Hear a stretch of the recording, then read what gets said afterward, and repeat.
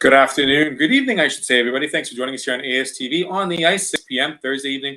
Joining us today is Lauren Barr of the Slave Lake Ice Dogs. Lauren's been with the program for several years now. She's been on our show a couple of times, but more importantly, it's great to catch up with her to figure out and find out how this regular season is going thus far. The comparisons to last year and some of the ongoing improvements and productions that are required to keep this regular season afloat. Now, 42-game season. Each team is roughly just under halfway through. Looking forward to that All-Star break that's coming up in about 11 days, which we have a huge announcement for the Slave Lake team. Lauren's going to fill us in on that. This is her kind of repertoire. She's been with the program. She knows how it runs. But more importantly, the importance of why junior leagues like the GMHL West are there for the players and the teams. So on the ice tonight, please welcome Lauren Barr of the Slave Lake Ice Dogs.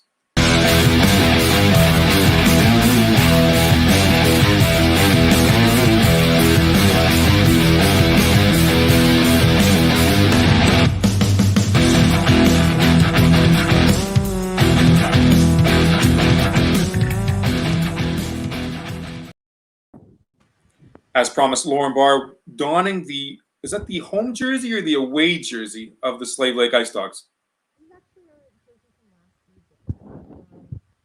So that's the away jersey? Okay, Lauren, I don't have you on microphone. Can I hear you? Let me try it again. Can I get to hear you? Hold on. Can you hear me? Now I can hear you now. Perfect. Okay. Perfect. Technical difficulty. We're not going to start over. We're going to run right through, Lauren, okay?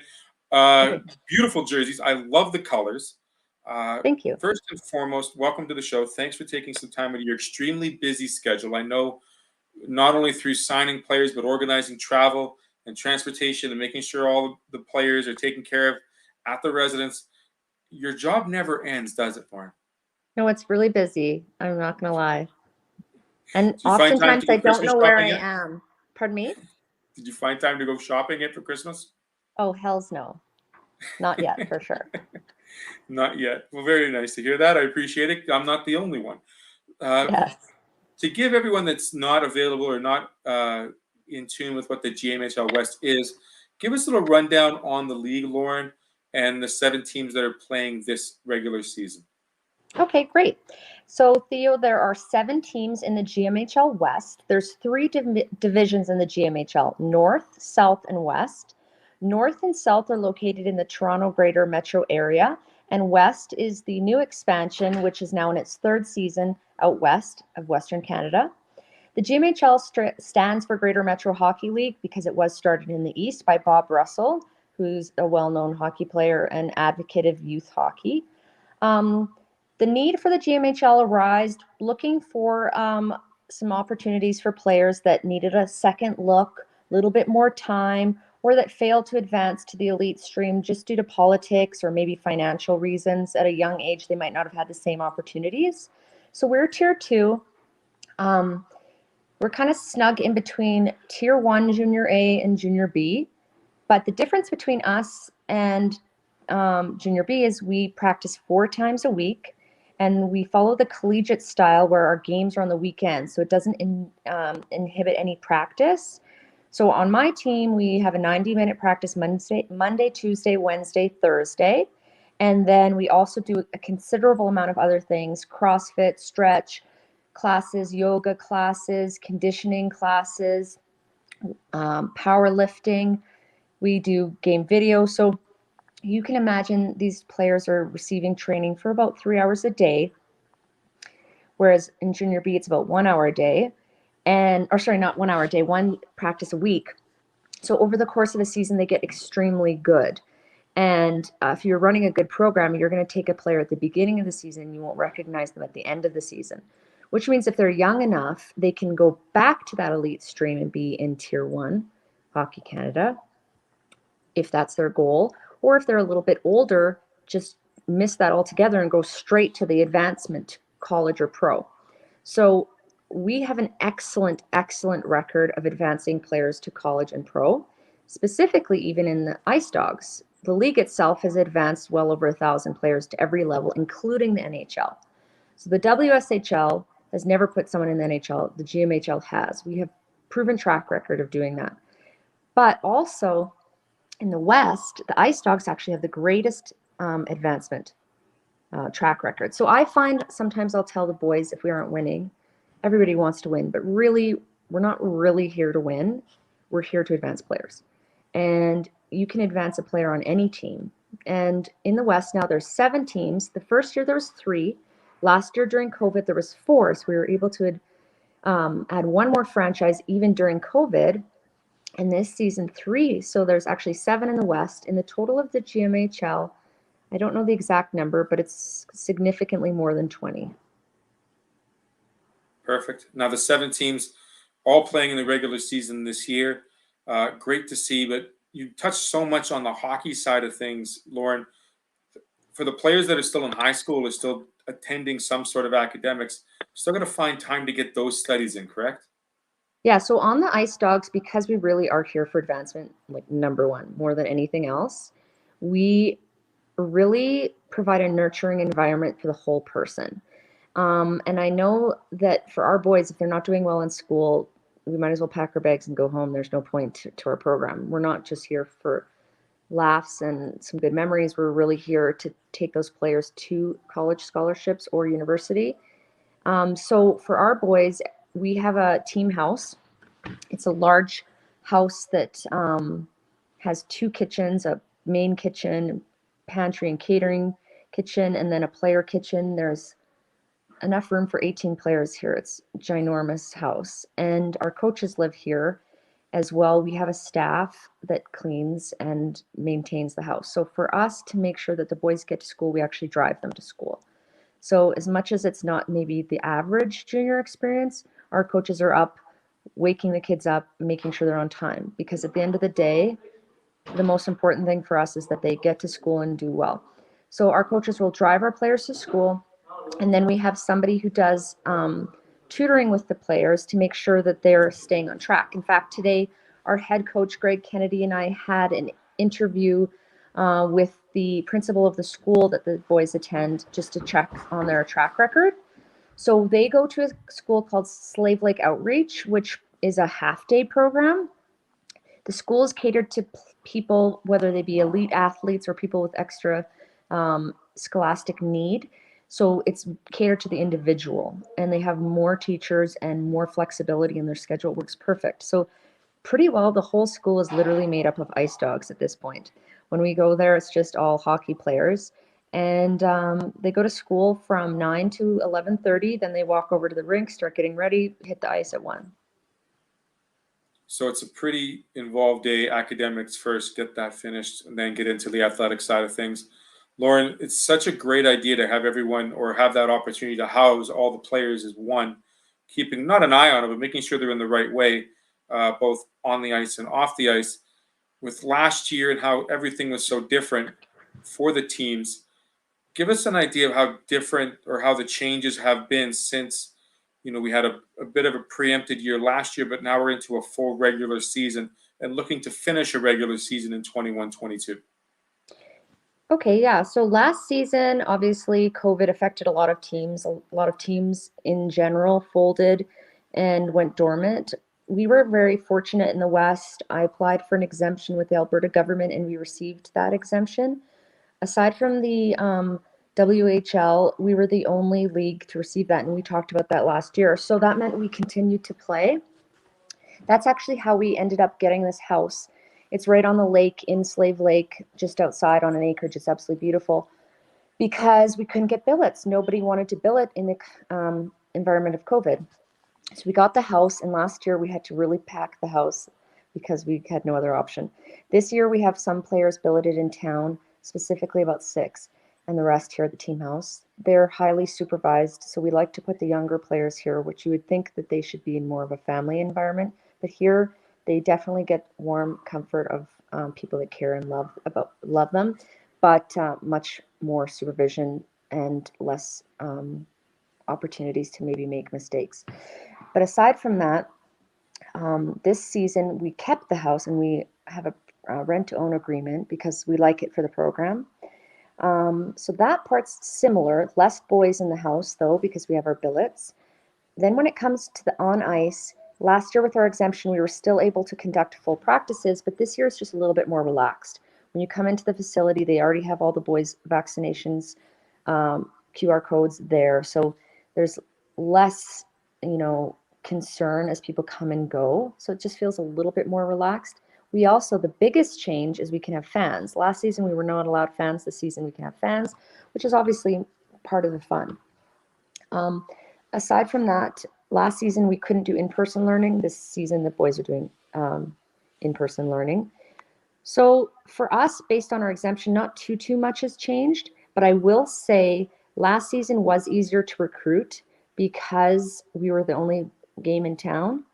This season, because there's so many people looking to fill those rosters from scratch, they're players that might have been with them, were 2 years gone. Everybody was kind of scrambling for players. I found it a little bit more difficult to recruit, but we were successful in recruiting a good team.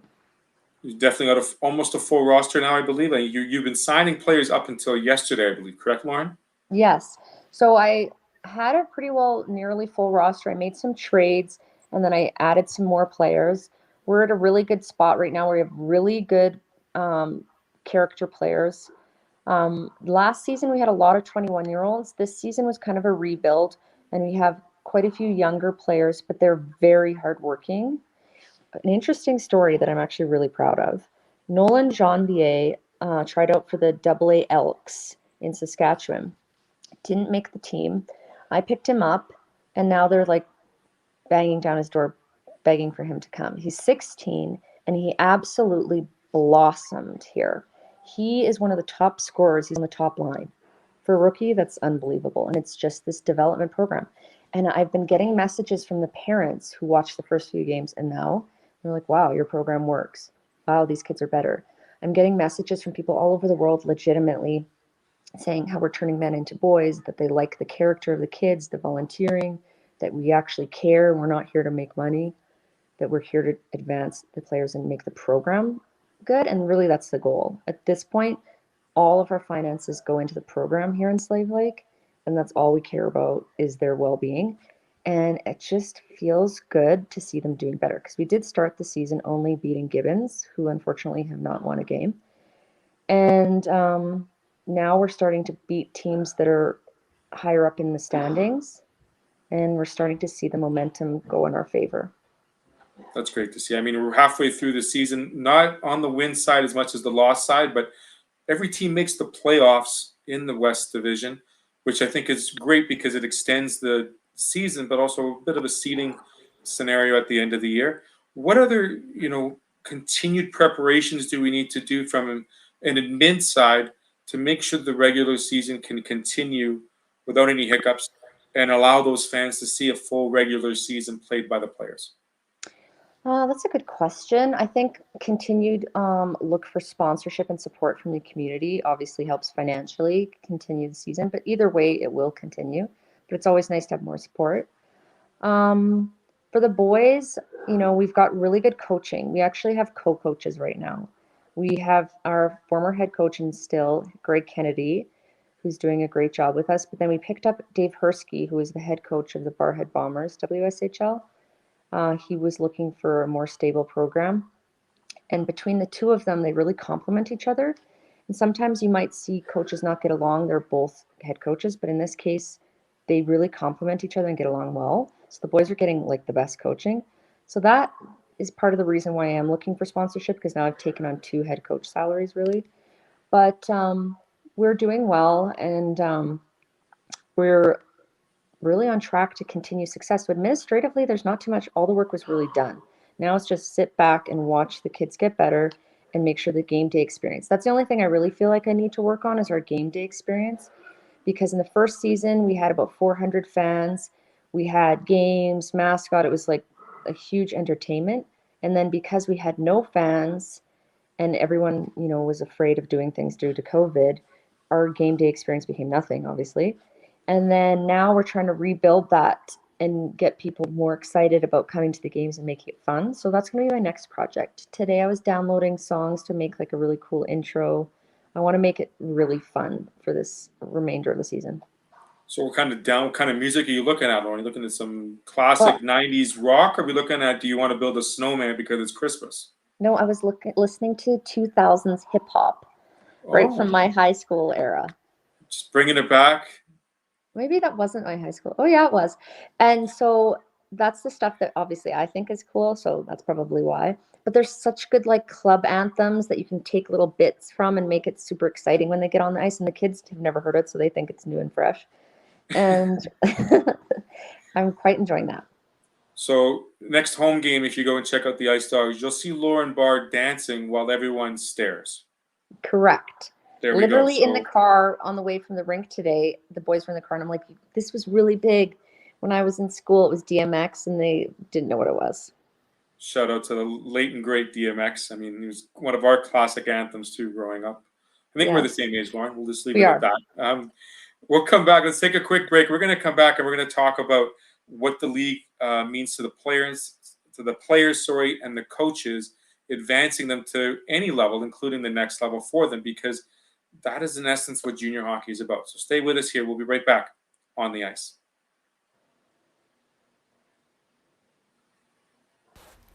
Welcome to Pilot Mountain Hockey Academy, your world-class academic and hockey training facility created to maximize each student's athletic and academic potential. Blackjack Stewart Arena, home of the Buffalo, is inside the 46,000 square foot complex, as well as a curling rink and other facilities. The students have a unique combination of successful, well-rounded education at Pilot Mountain Collegiate Institute and the professional hockey training in an encouraging community. The years of experience of on-ice coaching propel our students to the next level, both mentally and physically, in a professional environment.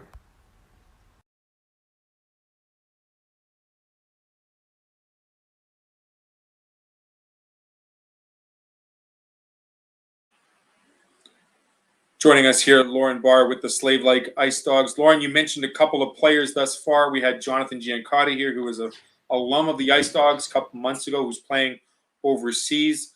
You've got some big stalwart defensemen representing the team as captains and assistant captains. Give us a couple of the players that are taking this position, this role with the Ice Dogs, and really showing their true colors and advancing themselves. Well, we're really fortunate, actually. We have a lot of players that are very focused. Um, that's what I look for now is players that want to better themselves. And one player that I'll highlight is Landon Henneque. He was with us last season as a rookie, and this season he's just completely done a 180. He's absolutely focused on the ice, completely sober. He ended up getting an A, and he's a bit younger, and he's been a huge leader to some of the other players, encouraging sobriety. He finished high school. He got accepted to trade school, but now he's also planning to, with Coach Dave Hersky, he's picking universities that are looking at him.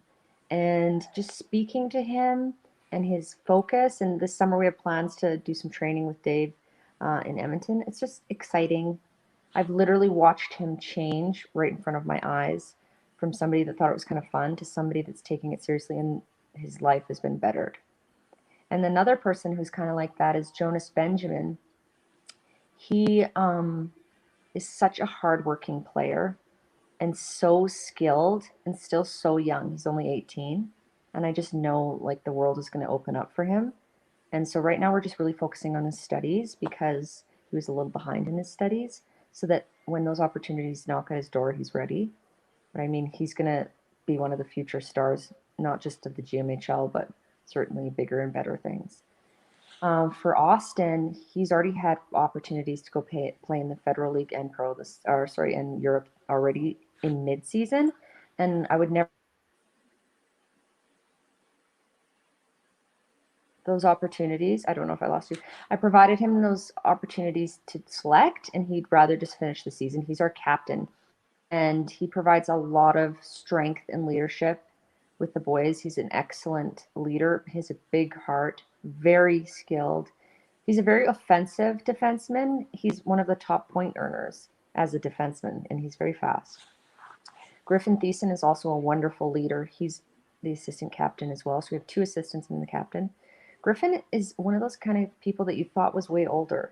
I remember I just already thought he was a 21-year-old, and I looked. He just turned 19. He was 17 when he came to us last season. I was stunned. He was the only player to finish out the season from the very first players, because with COVID, we had to do a lot of changes last year. And when I approached him at the end of the season, I asked why he stayed during all the ups and downs of COVID. And he said, because if I make a commitment, I stick with it. And he, like, I think really, to be honest with you, every single one of our boys this year is going to have an opportunity. Each one of them are taking it seriously, working hard, having fun. But I mean, maybe not our young kids, but certainly all of our older boys, 20 and over, are going somewhere. I really think that that's a testament to the program and the organization, how it is run. You mentioned the word commitment. I look at the word as structure. A lot of those two words aren't in their lives prior to showing up at the Ice Dogs organization. And giving them this opportunity has certainly shown the players that there are people on their side, in their corner, to see them do well, including your coaching staff, Lauren. You guys do an amazing job on and off the ice to make sure that these players are supported with all their endeavors they wish to get done. And there is, I want to say, life after hockey. There's life included with hockey. Do you think that comes with the maturity of the community, or the fact that, you know, they are considered somewhat of a role model to younger, you know, players, students that are seeing them within the community and giving them a bit of responsibility in what they do? To be honest, I think the real answer is, when it comes down to it, is love. When these boys come here, some of them have not been loved properly in their lives, and they've had a lot of trauma, and showering them with love completely changes who they are. They then start caring more about themselves and taking care of themselves. And then that translates to doing well in school. And then that translates into trust between them and the coaches, because they trust them that they actually legitimately care about them. And then they listen to them, and then they do better. And then it builds their self worth. And it's like this wheel of healing that happens with a lot of these players. And I really feel like it comes down to showing them that we actually love them and really care, and then it allows them to give us their best. I don't know that it's necessarily about the community, but I think the community benefits, because when they're doing those things, then we do a lot of community work, giving back, and then the community is blessed with kids that are on the right track, that can be role models. Because I know in our first season, unfortunately, I was too new to hockey to really pay attention or know, but our coach wasn't very diligent with players drinking. So they set a bad example. And I'm not saying all, we had some excellent leaders, but in general, some of the behavior wasn't appropriate. We cleared it up and corrected it, and it led to, like, our quite a few of our players advancing. So like when we met with Austin, you know, he made a turned a corner and started taking it seriously, or the structure you're talking about. And he got a scholarship to go to university in Iowa. And with him, you know, he recognized the opportunity, jumped at it. But the second season, we didn't give ourselves that time to be tripped up. We started right away with really good boundaries when it came to choices.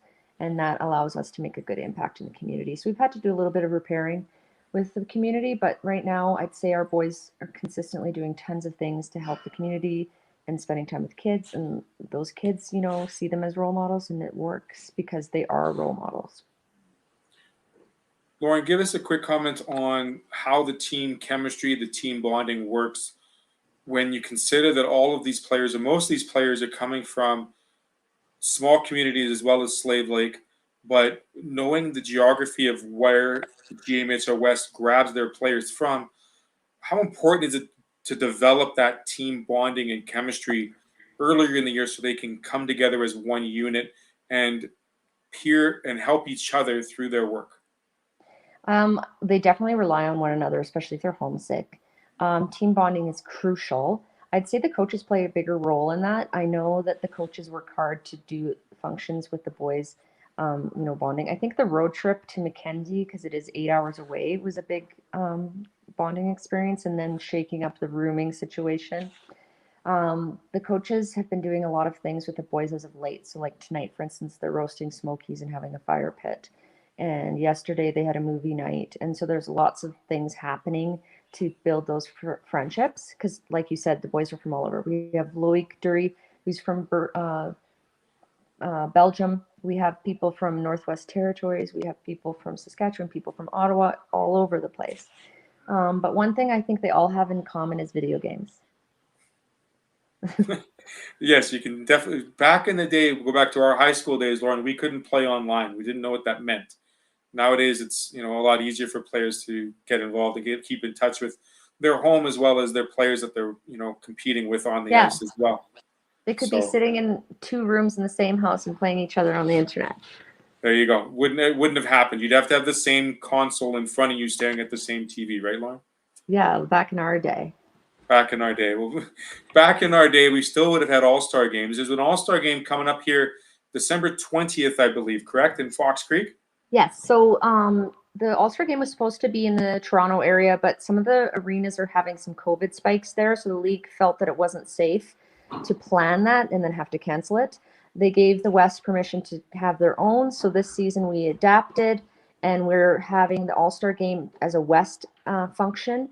It's on December 20th in Fox Creek, Alberta. All 7 teams will be sending players to compete in a skills competition and then a game.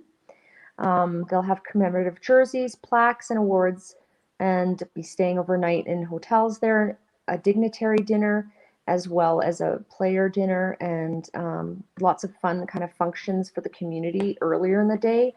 They're going to do a family skate and autographs and all kinds of things.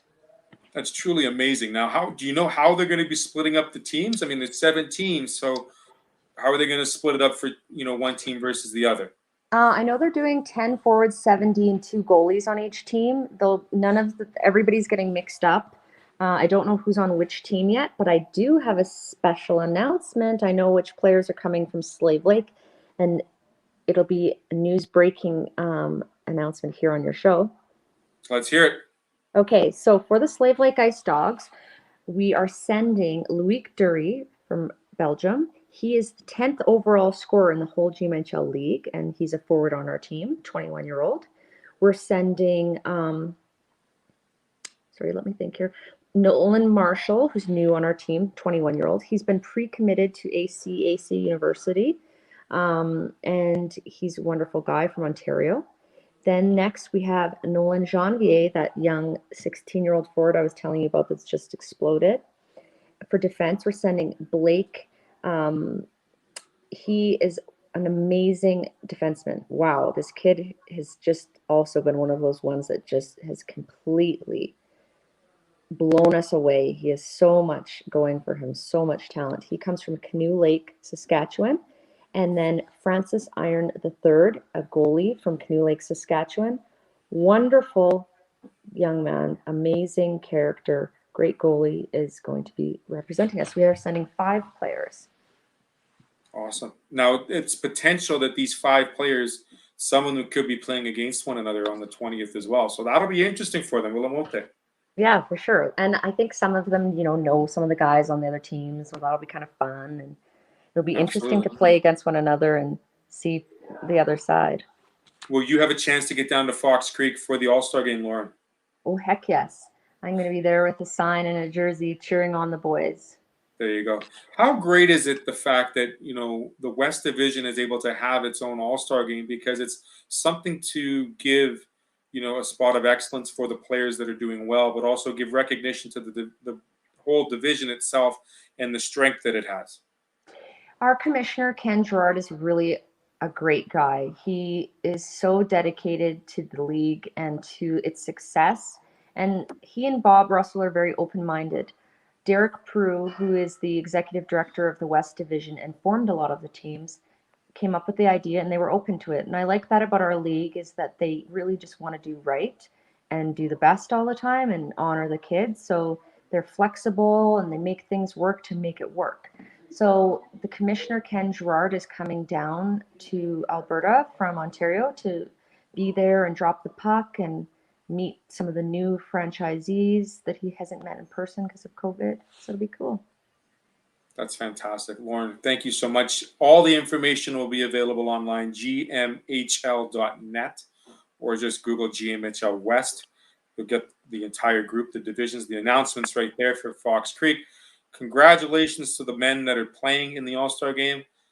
Truly a great experience. Not only the jersey, the plaques, and all that, but just the overall ambiance of being a part of an All-Star festivity is truly amazing, Lauren. I want to thank you so much for your time.